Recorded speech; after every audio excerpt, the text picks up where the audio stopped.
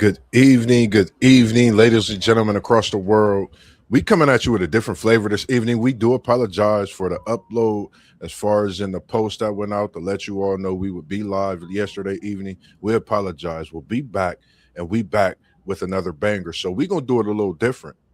I'm introducing post game of post game sports coming from South Bend. Bend and Air is always a little different with the way we bringing the introductions in this evening. How you doing this evening?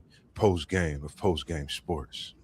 Man, I'm feeling marvelous, my brother. How you feeling this evening, I should say. Man, feeling pretty good, man, and just ready to come and give the people what the people been waiting to see. They've been waiting to see what we've been thinking, what's been on our mind, and so many things that's been going on in the sports world.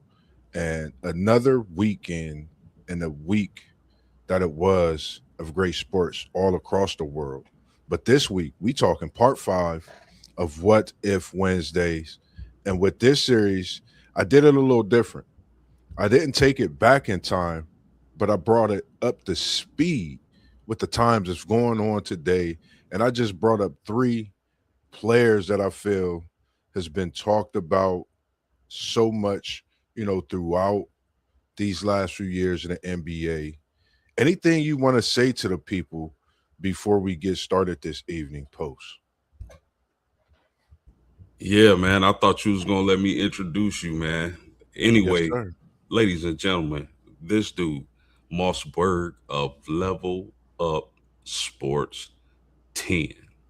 What it do, brother? Feeling pretty good, man. Feeling pretty good. How about yourself? And I'm gonna let you take the mic as we doing what we do. It's called a co-host this evening. I'm doing pretty good. Feeling great. It's been a rainy day here in the city, but now it's settled down and it is very chill this evening. Yes, sir. Coming from the great state of Ohio, Ohio meets Indiana. Shout out to brother Blondie, man. How you doing out there, brother? We appreciate it, and we are always ready for that knowledge. Yes, sir. Yes, sir. That's the encyclopedia in the chat, man. And when I got the message from him today, and he was like, "Are you guys going live?" I said, "Yes, sir. We are going live tonight, 7:45, 8 p.m. We gonna be on, and we gonna be talking and doing what we do. As we gonna try to do this for the first time, we gonna try to hit y'all with a little bit of the co-host tonight with Moss and Post, Post and Moss, however you want to call it. So the first topic, Post, I'm gonna slide in with this one, and I'm gonna hit them with a what if that I've been thinking about for a couple days, couple weeks, even when I started this series.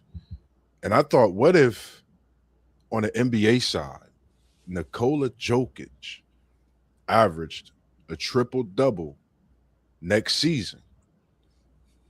This is a big deal, and I'll elaborate more on that. But what is your thoughts on if he averages a triple double next season, coming off two straight?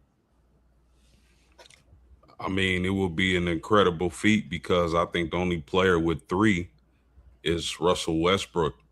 And if he's able to do that, it would be incredible. Now, what's up, Pop?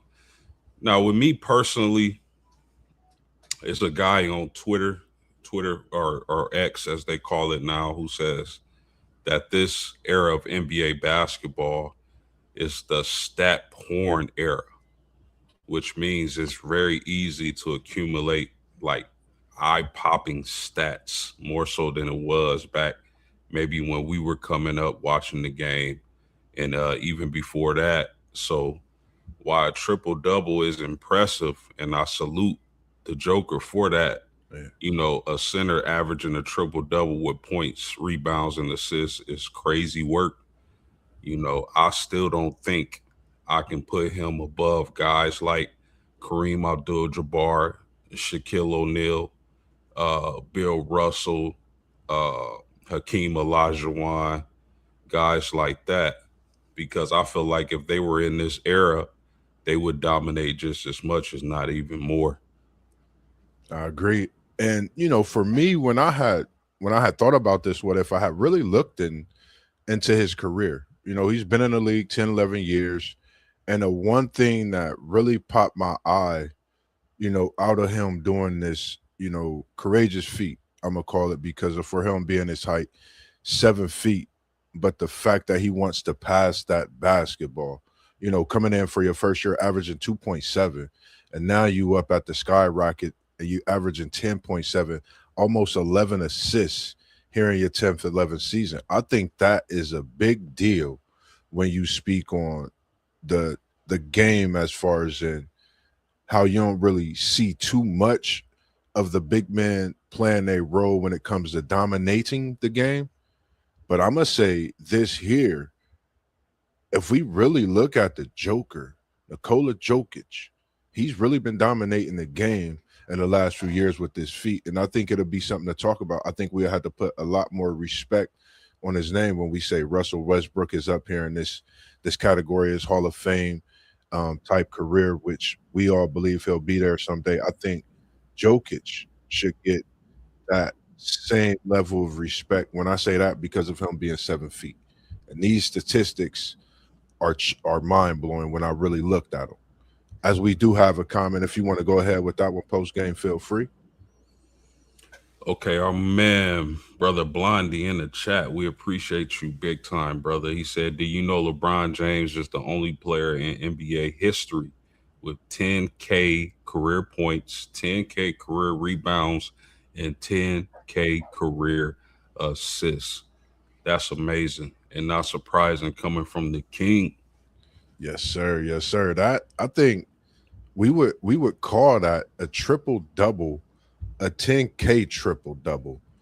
For me, that's, I would say, just watching a game of basketball, 10,000 career rebounds, assists, points. That's not something you just walk in and do without no training, without no work put in.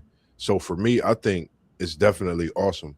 And Jimmy Jam, Brother Blondie, Mr. Encyclopedia, you got as many names as T1. We greatly appreciate all those great things and the knowledge that you drop when you come in on the show with us all the time. And I appreciate you for inboxing me and double tapping to check and make sure we was going to be on as well.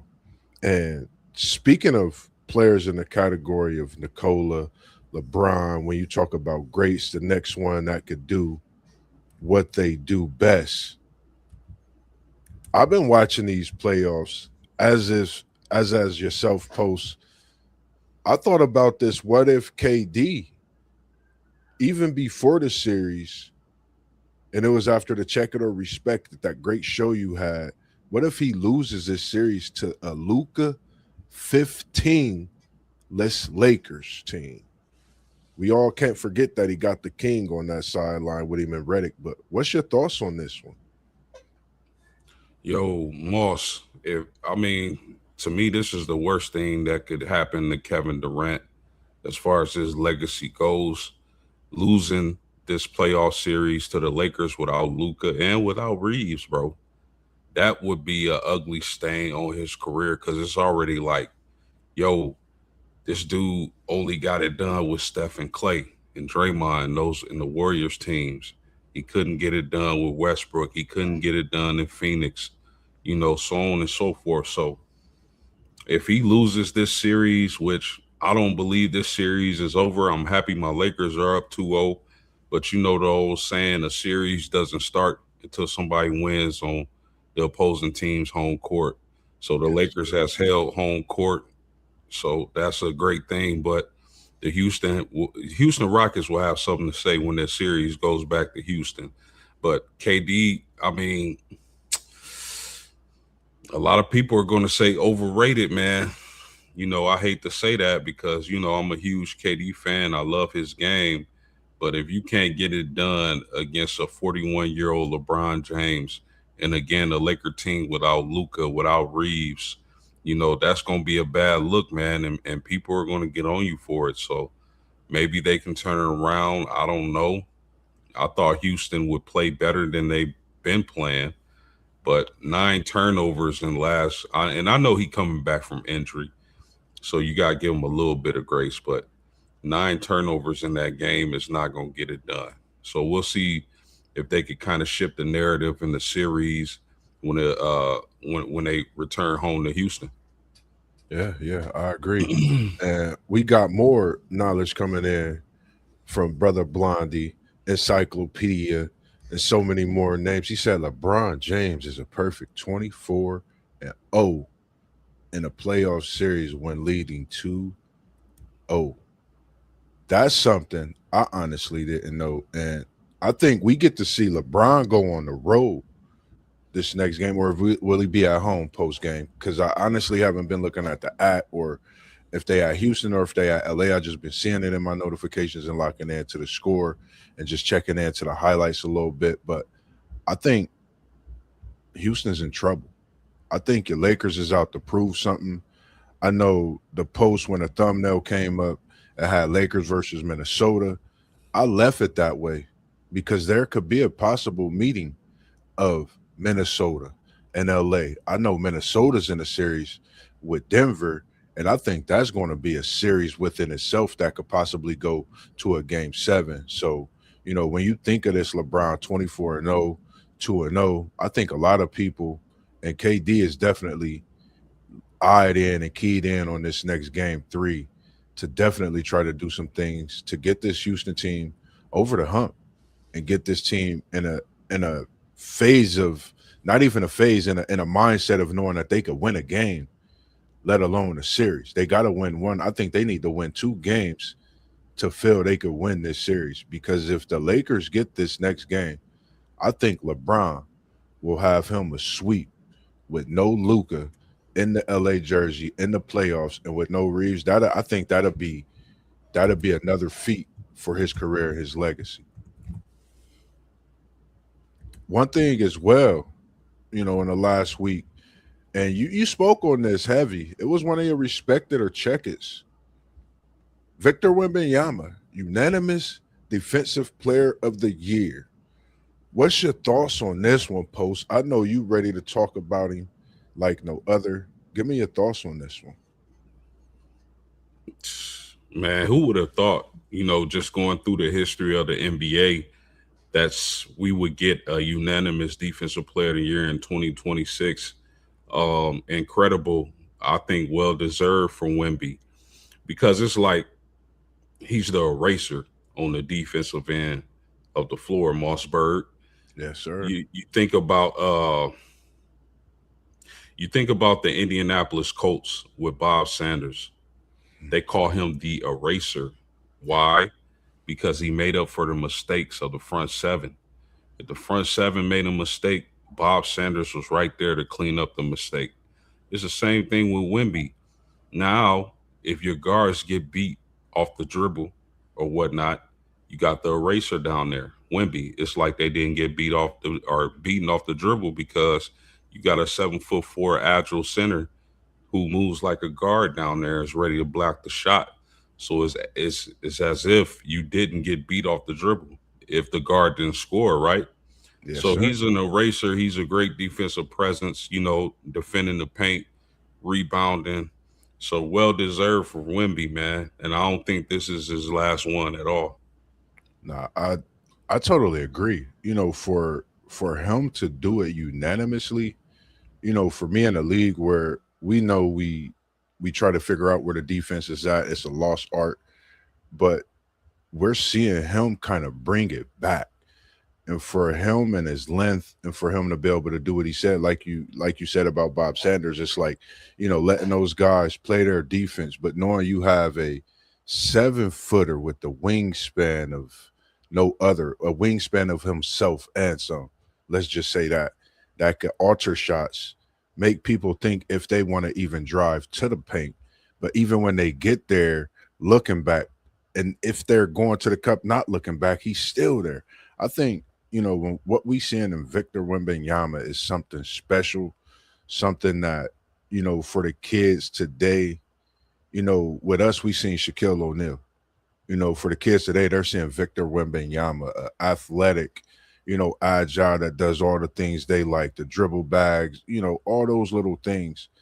But don't slip up on the fact that he was unanimous and his defense that he played throughout the whole year. That's why he's defensive player of the year, because he did that the whole year.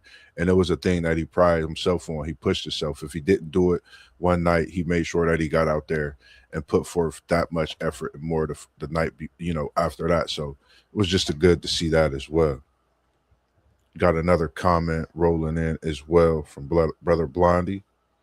Said the Lakers lifetime is 45-1 when leading 2-0.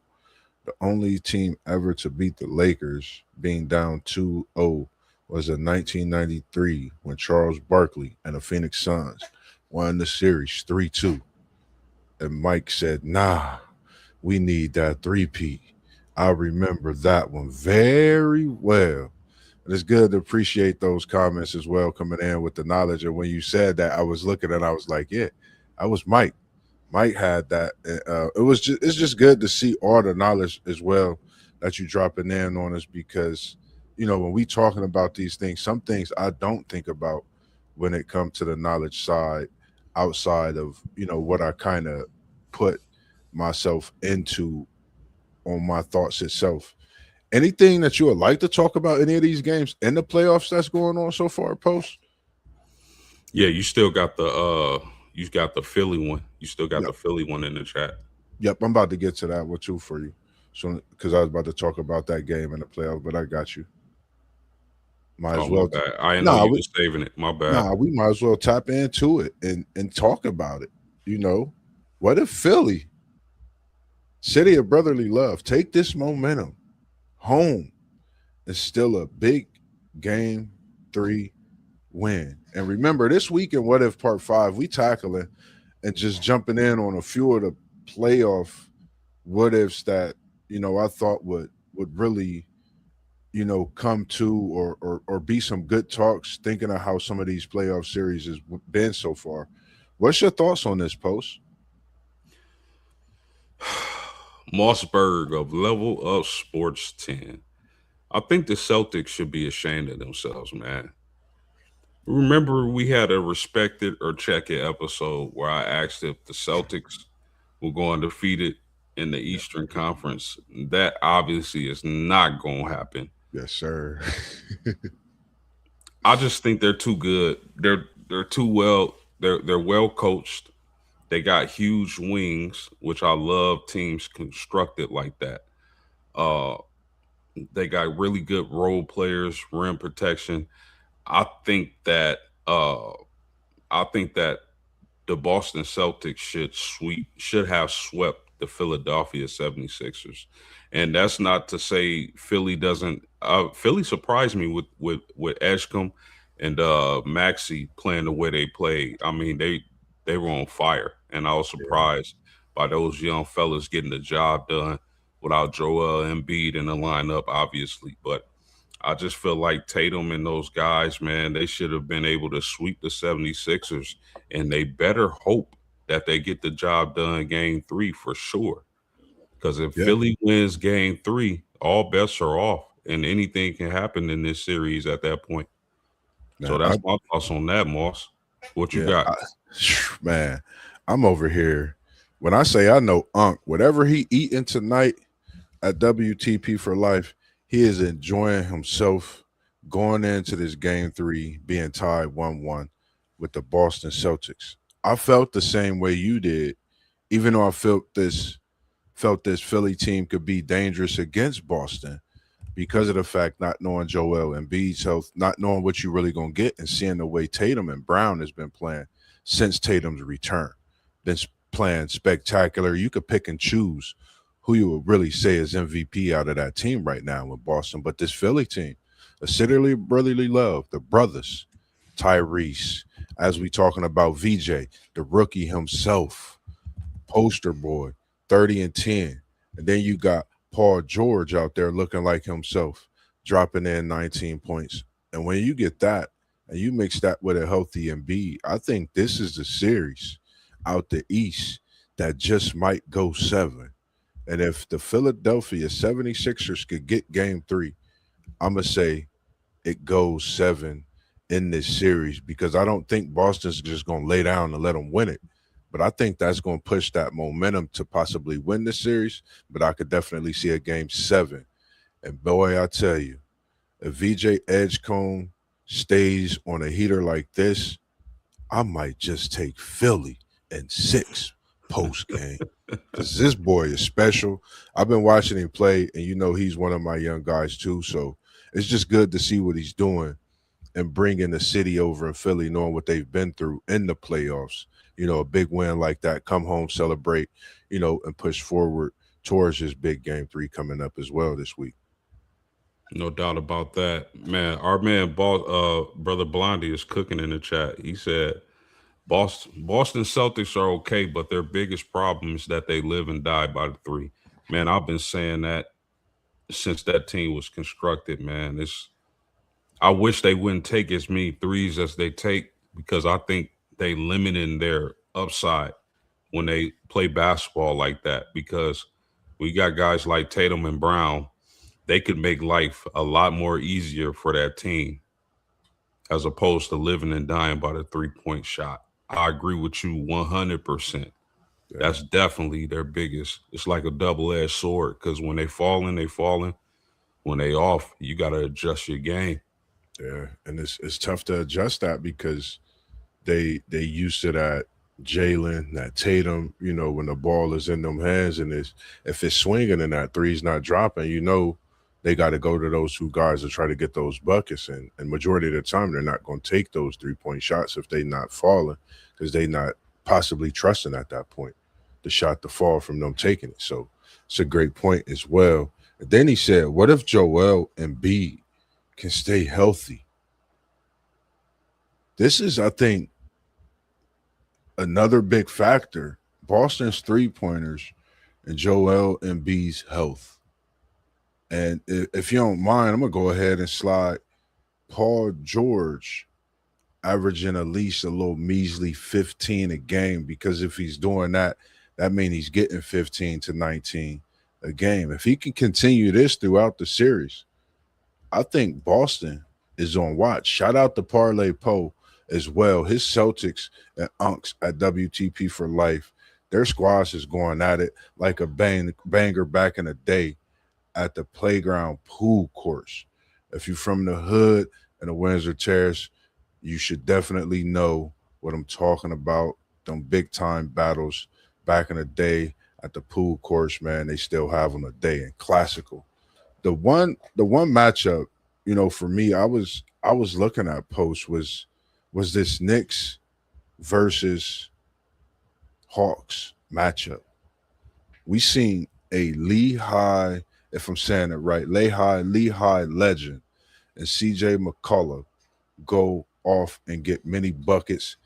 His microwave was turned on from the time he packed himself for the flight.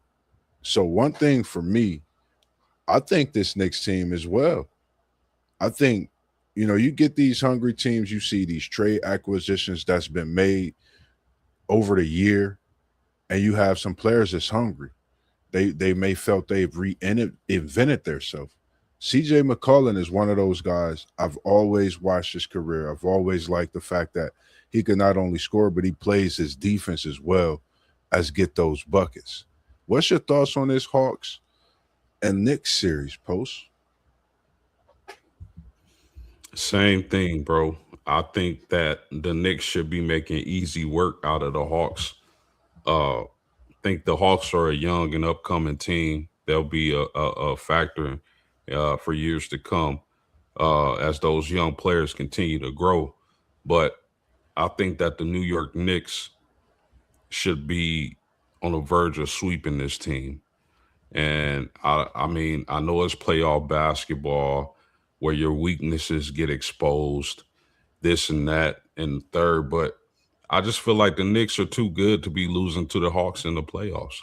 We said it for what the last year.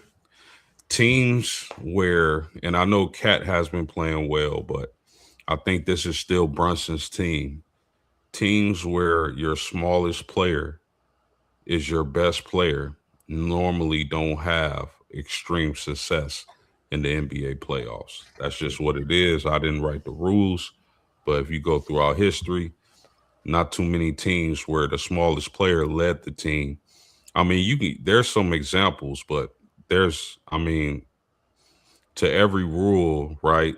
There's exceptions. So, I mean, you think about Isaiah Thomas, Joe Dumars, and players like that who were smaller.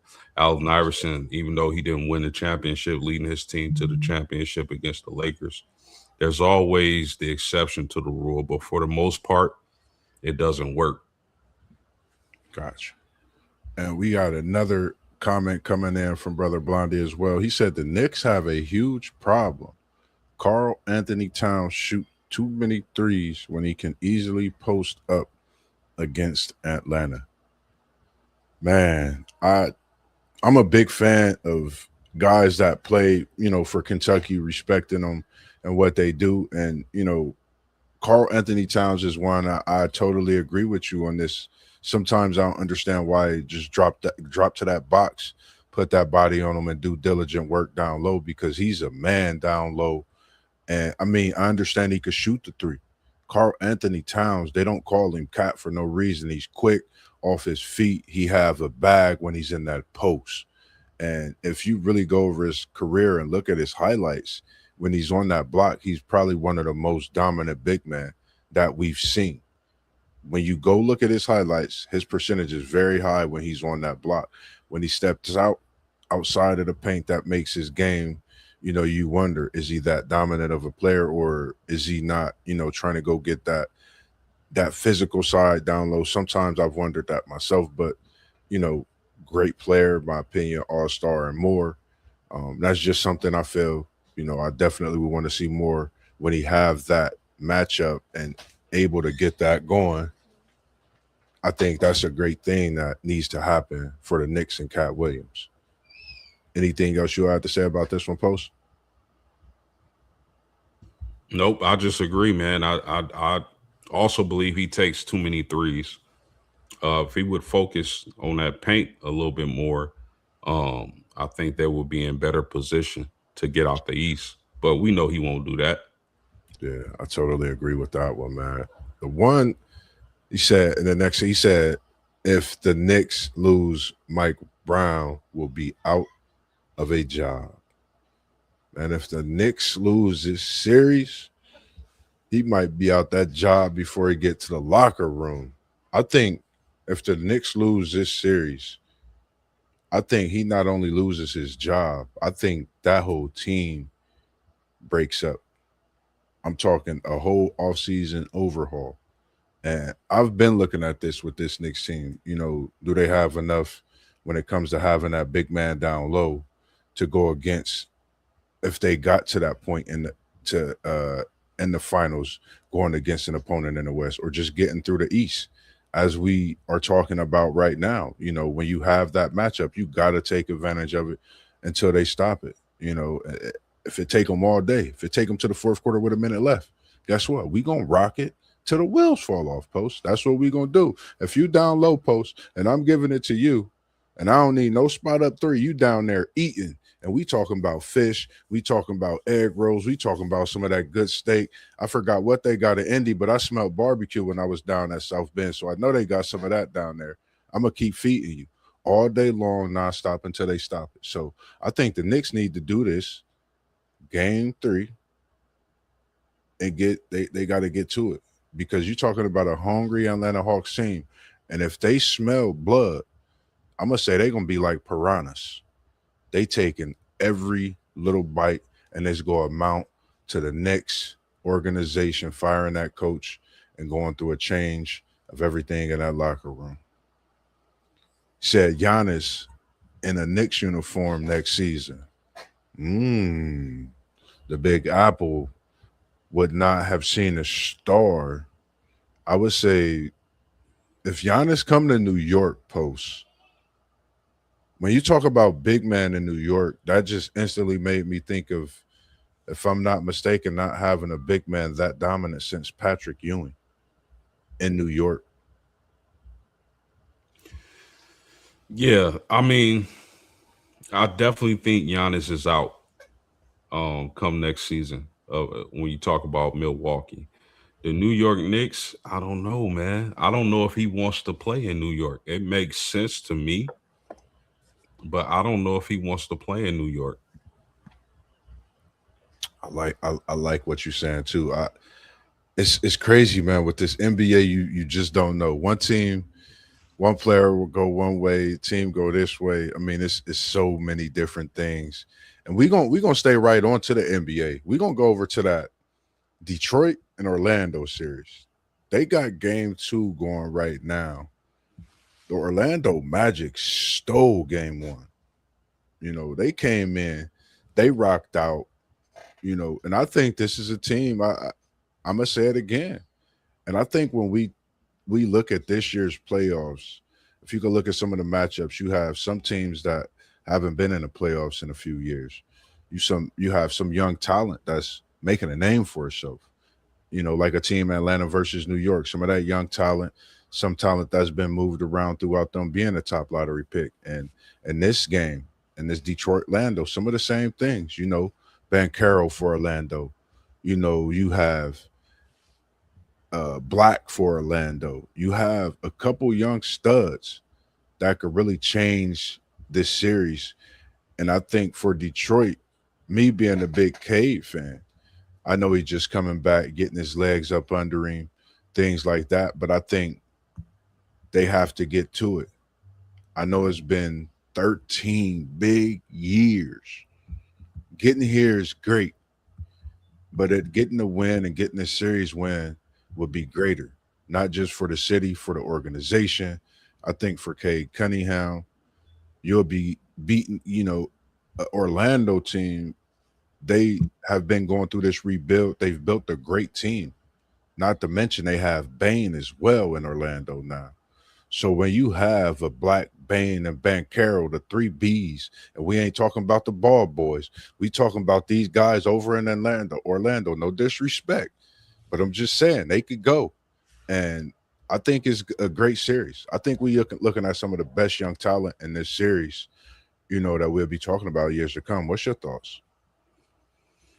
I mean, if they're able to beat the Detroit Pistons, and that's another good fact by Brother Blondie, man, we appreciate it to the fullest. Yes, sir. I mean, I said in the preseason, Moss, I remember joining the show with you and Rob. I think it was one take Zay as well.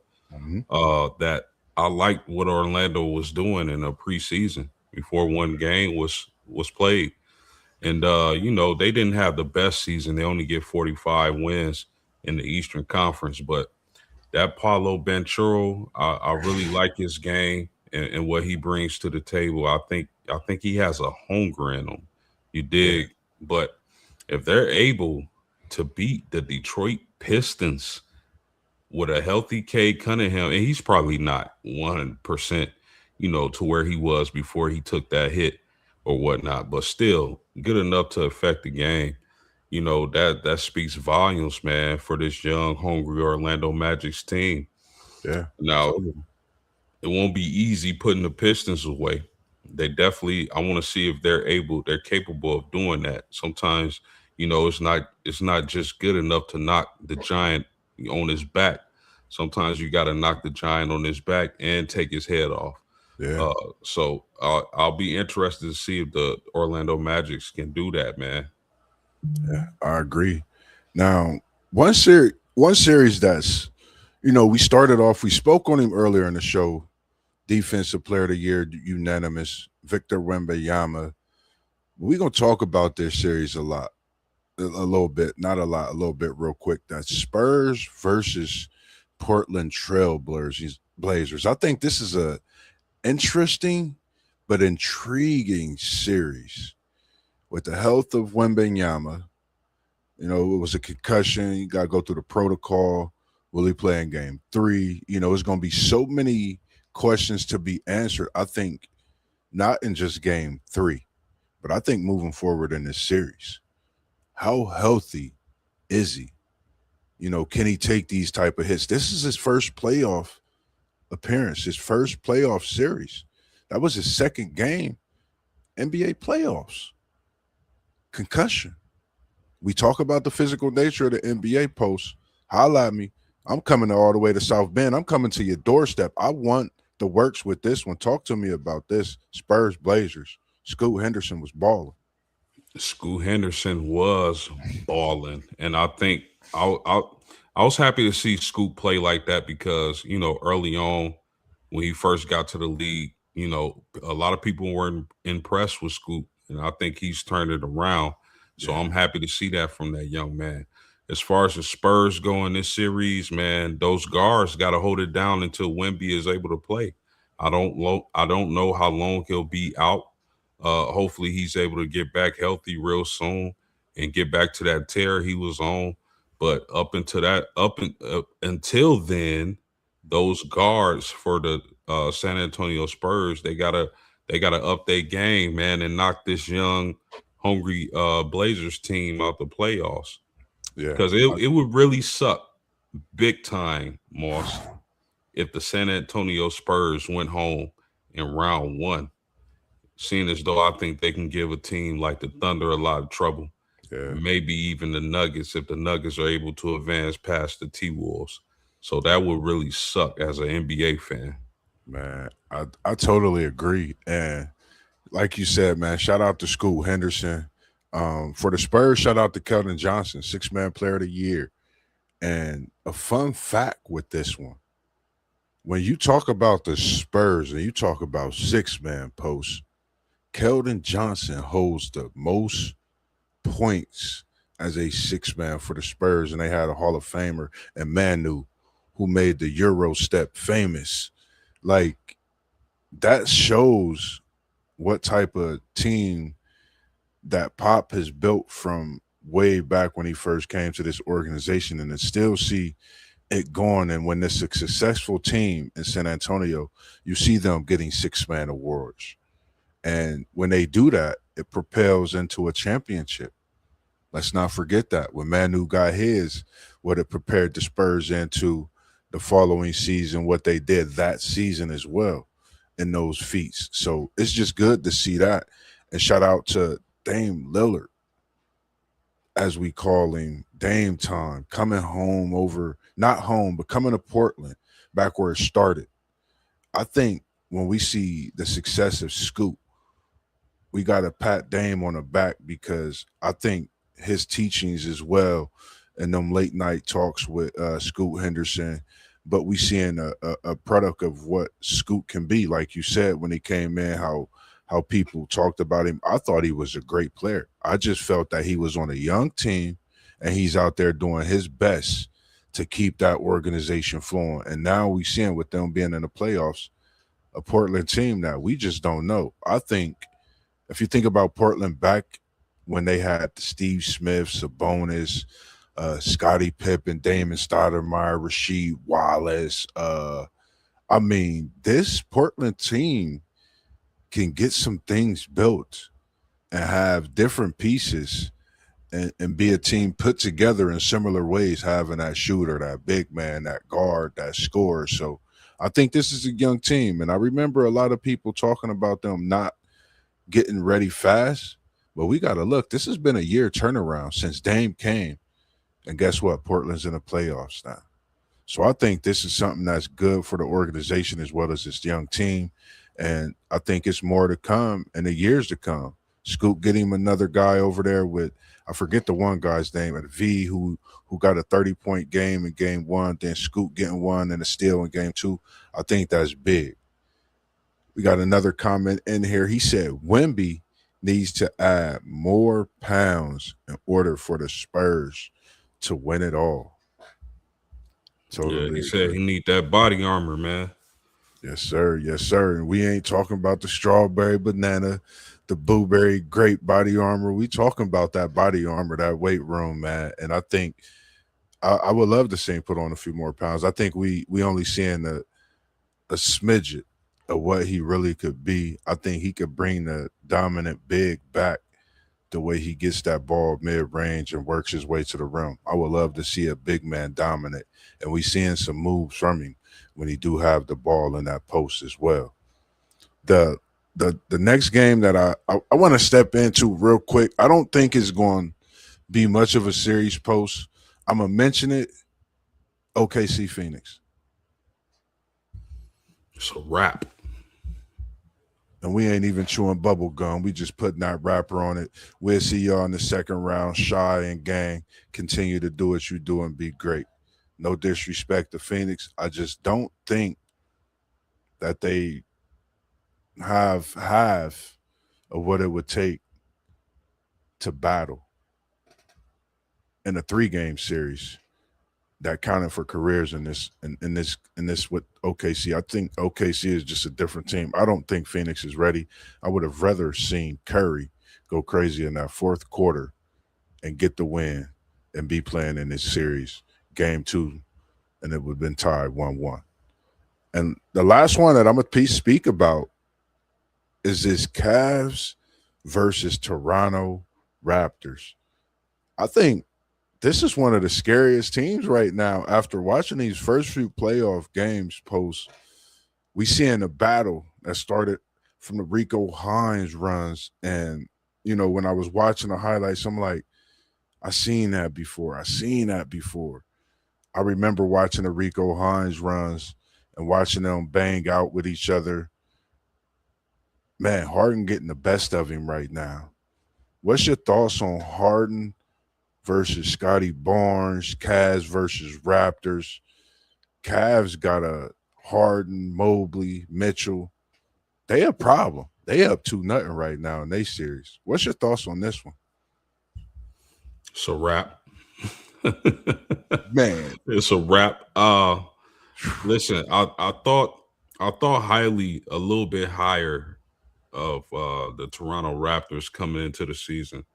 I thought, the way they were constructed, I liked it a lot. A lot of versatile forwards, some length, some matchup problems. I just don't think they've been able to put it together. But I like them a lot coming into the season. Not so much now, but I mean Cleveland with that Harden and what's my man name? The Spider and Harden, that backcourt is kind of lethal, bro.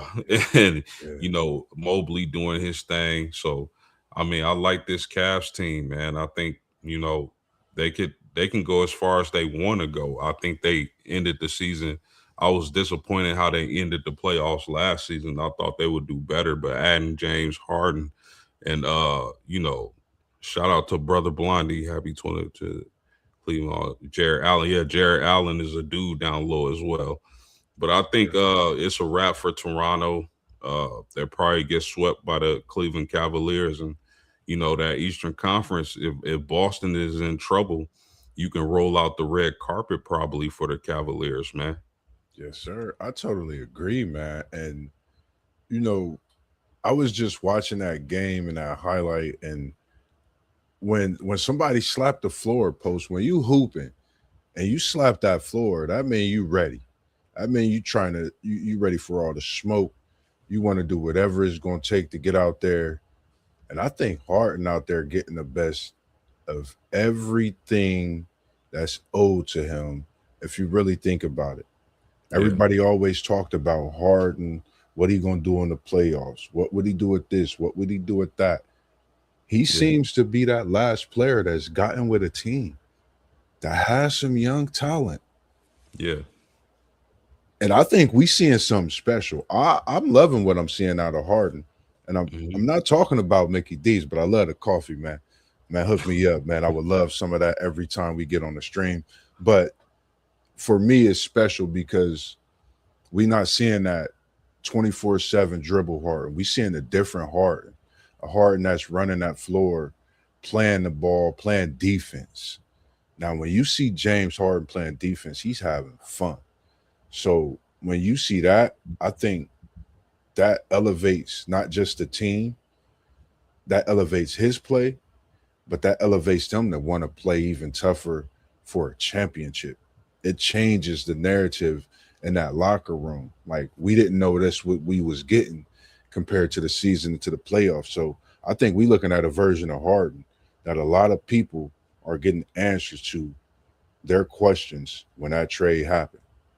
That's just my thoughts when it But comes you to know that. what? You know what, Moss? There's nothing funnier than seeing somebody slap the floor and then get scored on anyway. Yeah, yeah, and it's like I didn't mean to get away from that. I'm glad you mentioned that because when he slapped the floor, I'm like, last time you slapped the floor, y'all got a game winner.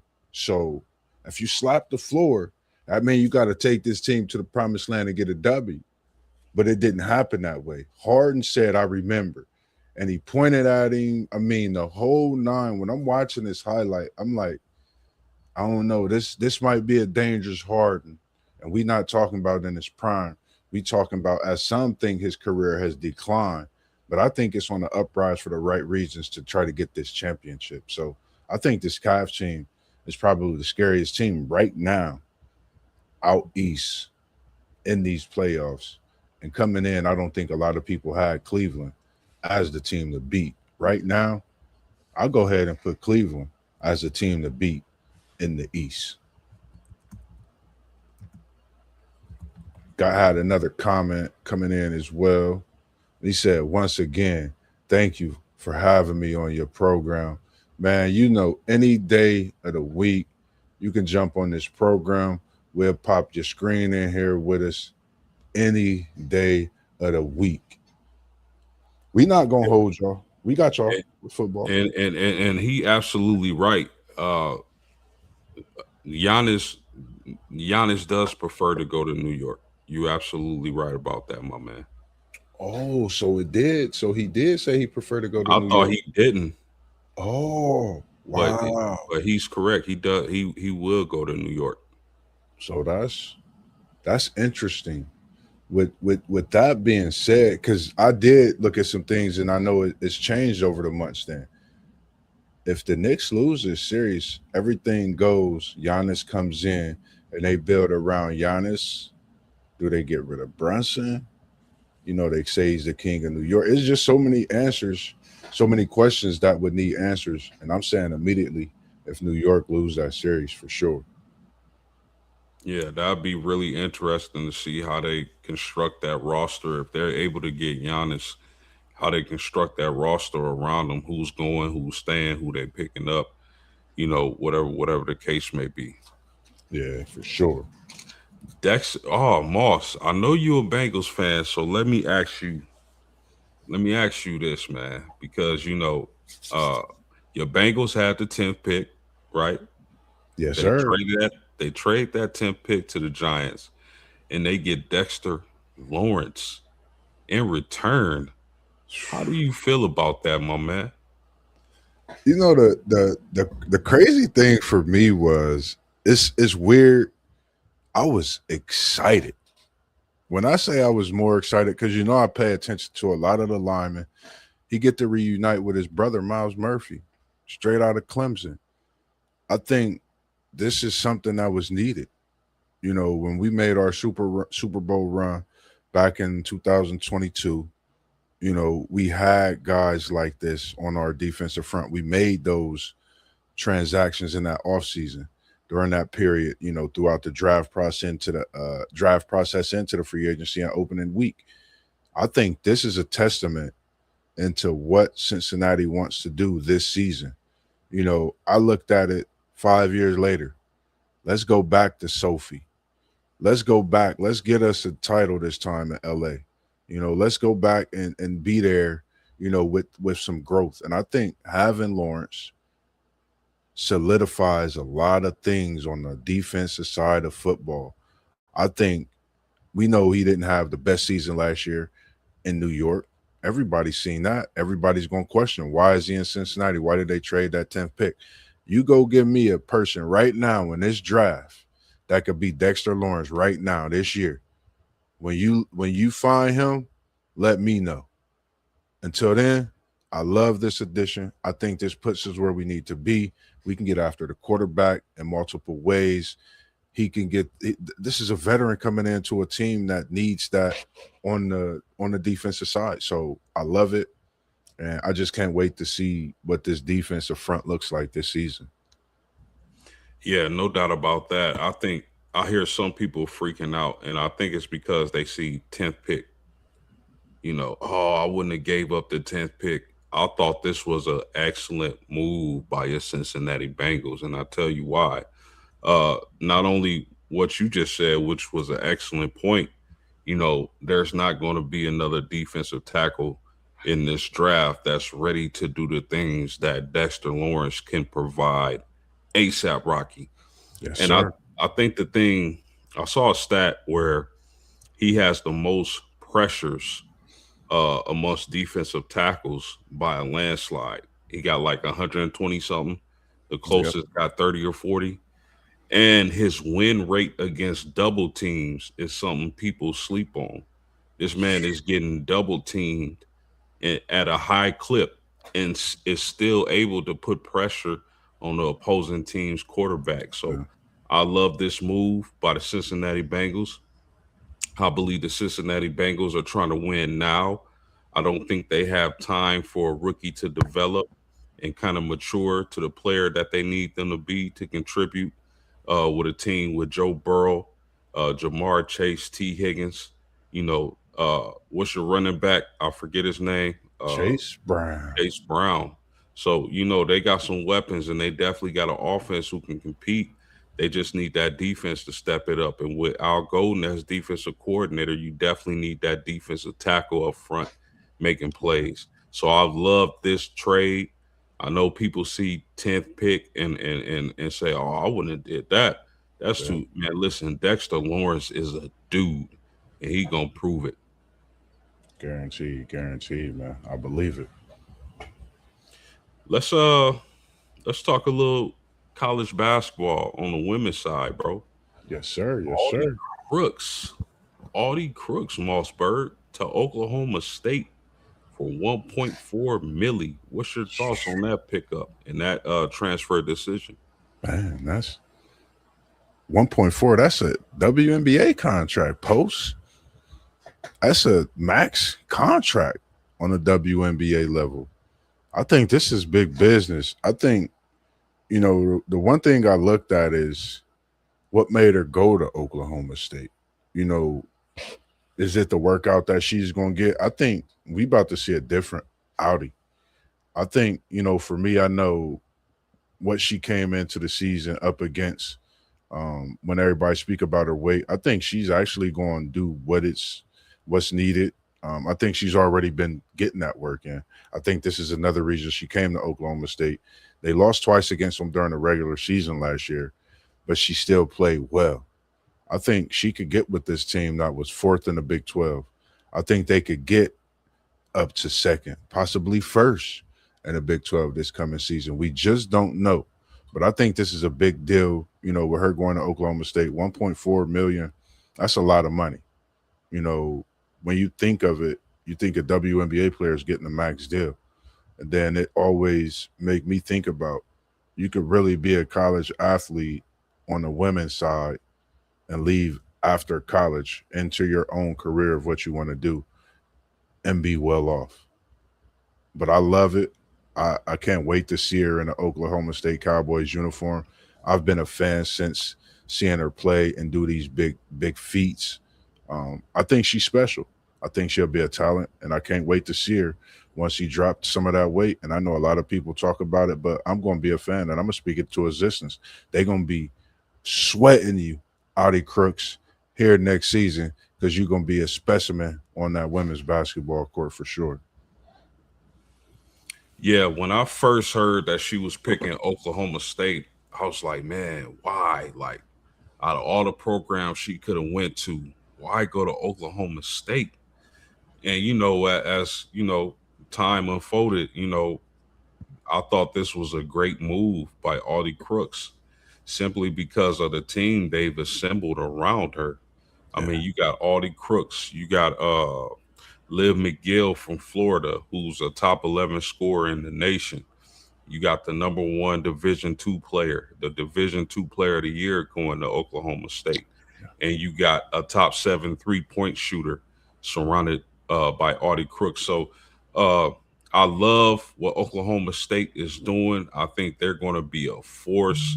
I think Audie is going to have a huge year. I would like to see her work on that defense, get some more rebounds, or be more dominant be a more dominant rebounder because we all know that one on one in that post, nobody's stopping that young lady. So I just want to see her, put more effort in on the defensive side of the ball and become a more dominant rebounder.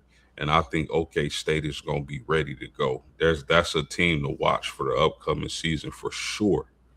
Yes, sir. Yes, sir. I agree with you. And when you think of McGill, I've seen that late. I forgot to mention her name. Just thinking about Audie and how much of a fan I am of hers. She was one of the guards that I was surprised didn't get recruited like Audi, as far as in seeing them go to a different school. But for them to come to the same school, that also says a lot about the program and what they're looking to build. I'm gonna go ahead, like I mentioned, the possibilities of them being, you know, number two or winning a Big 12. I'm gonna just say Iowa State. I mean, Oklahoma State will be number two in a Big 12 this upcoming season. They will finish the season number two in the Big 12. Won't be surprised if they go higher because they could win it. You just don't know. I think when you had an inside of Crooks, outside, and then you have a 3-point shooter, like you said, McGill's ability to handle the ball, move, find players, but get her own shot and create her own shot. Think that makes that team that much more dangerous. And then she can find her shooter. So I'm gonna go ahead and put them two, possibly winning that Big 12. I'm gonna go ahead and mark that down too. Yeah, who you got finishing one though? I'm a keep that and wait. I haven't completely looked at the Big 12, but knowing what I've seen from last year, I haven't seen everybody that's leaving with the portal completely finishing up. So I'm gonna put them as two. But it's possible with this happening that they could go even higher in that Big 12 and winning that Big 12. Olivia Miles is going from TCU. Yep. That's that's a big, a big deal. Reagan Beers no longer with Oklahoma. Yep. And I know Sanchez will have a lot on her plate when it comes to going against a team like Oklahoma State. You talking about a rivalry? Sooners versus Cowboys is going to be crazy this season. That's going to be a game you don't want to miss. No, that's a fact. For the rest of the evening, because we getting right up on an hour, because we pretty much wound down, and I'm trying to remember if anything right off the tip of my tongue. We've been talking about so much in our chat just the last couple of days.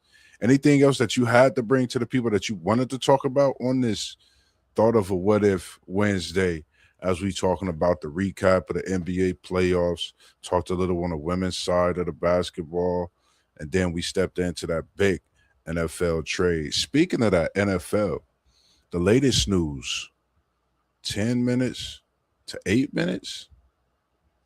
What's your thoughts on this post with that time winding down and teams not knowing what they want to make with their selection coming up and having to take that pick that's up on the clock with the next best available?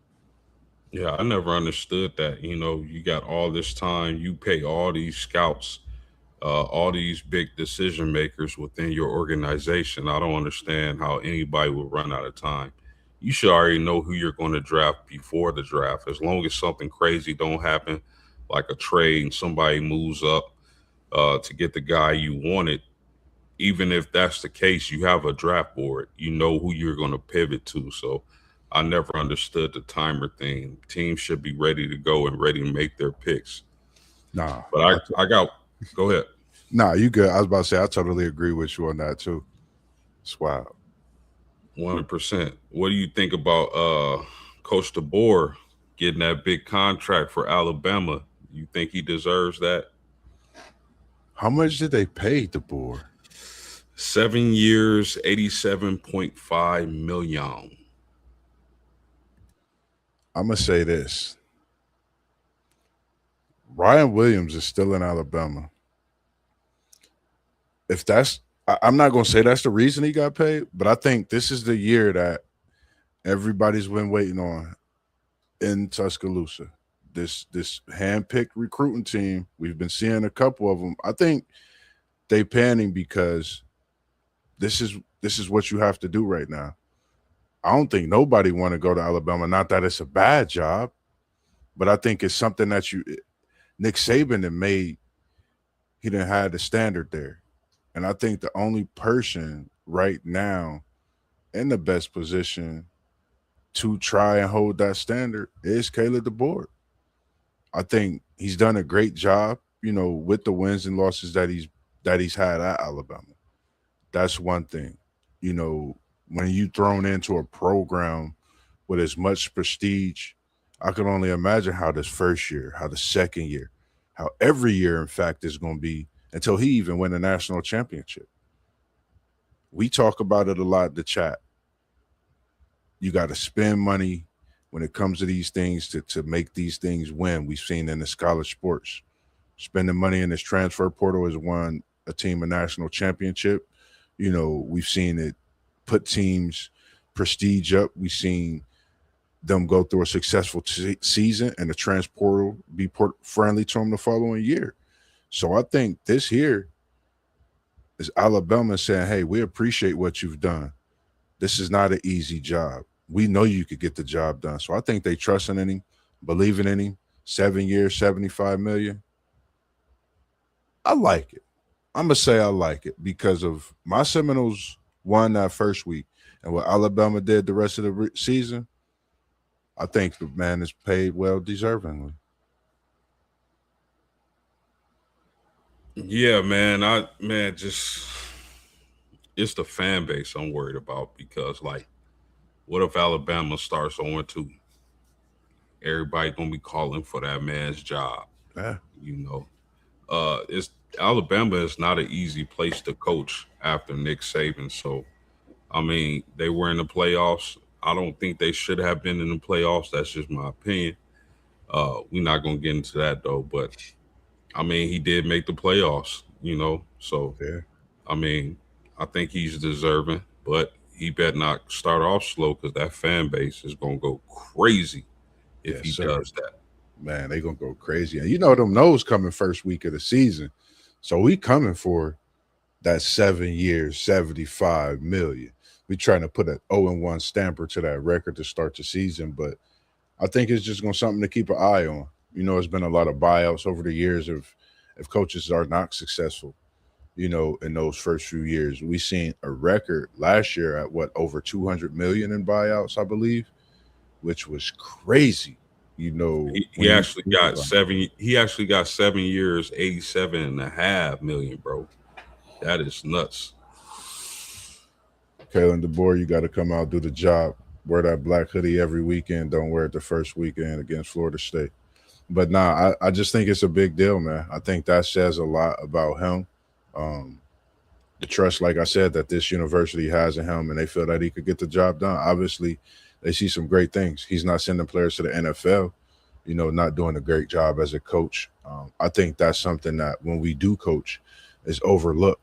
The players that you are getting to the next level, whether it's in life, whether it's at that sport that they're playing, or what you build throughout the years. You might build this player might go build a business. You just never know. So I think that's factor in a lot as well. With that contract, he sent quite a few players, and you'll be seeing some of them get drafted here in a couple days as well. And as we speaking on that, any thoughts about the drive? Because you got somebody called Jeremiah Love straight from South Bend, where you at in your backyard. It's a lot of hollering going on about him in this year's NFL draft. Yeah, it's gonna be interesting, man, because it's like now you hear chatter about him going to Arizona at 3. I think that would be a terrible pick if Arizona took Jeremiah Love at 3. I just think they got and Tennessee has a lot of needs as well, but I just think like Arizona, like that would be a wasted pick. Yeah. If I'm Jeremiah Love, I'm trying. I'm talking to my agent, doing everything I can for Arizona not to pick me. I think the best spot for him outside of a Kansas City, which is not going to happen, is definitely Tennessee. WTP Sports Dudes Rob team. I think put pairing him with the quarterback. I think that's a good start for what Salah wants to do. I know he gonna be on that defensive side of the ball, but they gotta be able to move the ball. And I think with Cam Ward and Jeremiah Love, you'll be off to a good start, potentially cooking with some grease, my man. Yeah, So I like Tennessee at 4, man. I think he goes to Tennessee. I like it.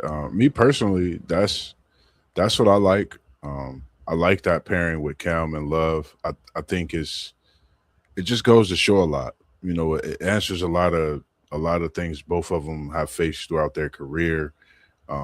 Both of them having that strong family bond, and that ethic being big. And I think what Jeremiah could bring is some security to Cam, knowing he could get that ball to somebody in the backfield.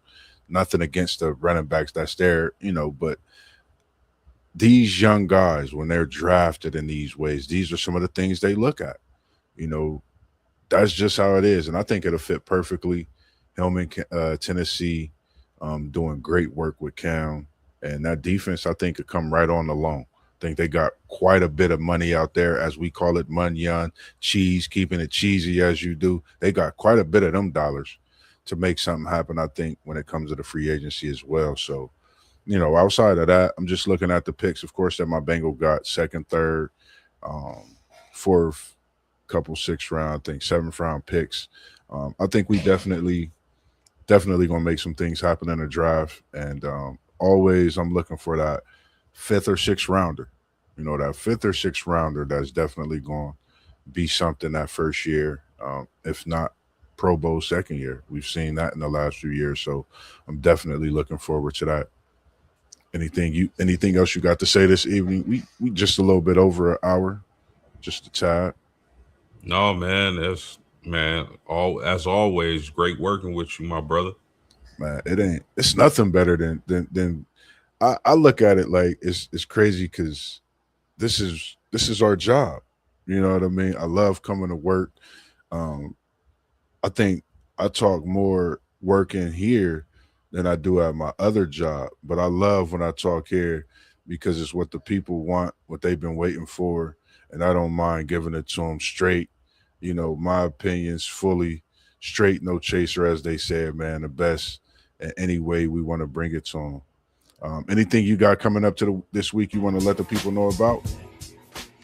Yeah, make sure y'all here, same place, same time tomorrow, and we'll be reacting to the NFL draft picks. You don't want to miss that one. It's gonna be fire. Make sure you like. Make sure you sub into the channel. Sub up like them giant Subway sandwiches y'all be ordering. Make sure y'all sub to to the sandwiches, to the channels, man. We working. Yes, sir. Yes, sir. Y'all heard it, man. Make sure y'all like, subscribe to everything that's going on. Make sure y'all get ready this weekend. You already know what time it is, man. It's going to be going on all weekend. The NFL draft is here, man. It's right here, and we can't wait to it. We're going to have some of the guys straight out of Columbus tapped into the draft right there live. Hopefully, we can bring some of that to you. We got some things planned for you this weekend for that draft, so make sure you stay locked in. And like Postgame said, like and subscribe to all the channels you see, and reach out to us, DM us. For all those coaches throughout the City League, we're going to be seeing you. We're going to be chopping it up with you, and we're going to be getting some of them conversations with Moss and Post coming soon. The new show. We'll keep y'all tuned in with that, but we're going to try to do a little something different, bring y'all a version of the Moss and Post show coming up in a couple Wednesdays. I'm going to surprise y'all with something. But other than that, man, as we do, we appreciate everyone tuning in this evening from Columbus all the way to South Bend, Bend the Air with Post and that Golden Dome, man. I appreciate you joining me this evening, as we always do, man. Drop bangers and bring the people great thoughts of our own and what we do best. Other than that, we out from the Midwest of the states to the Indiana side. Peace. Have a good evening.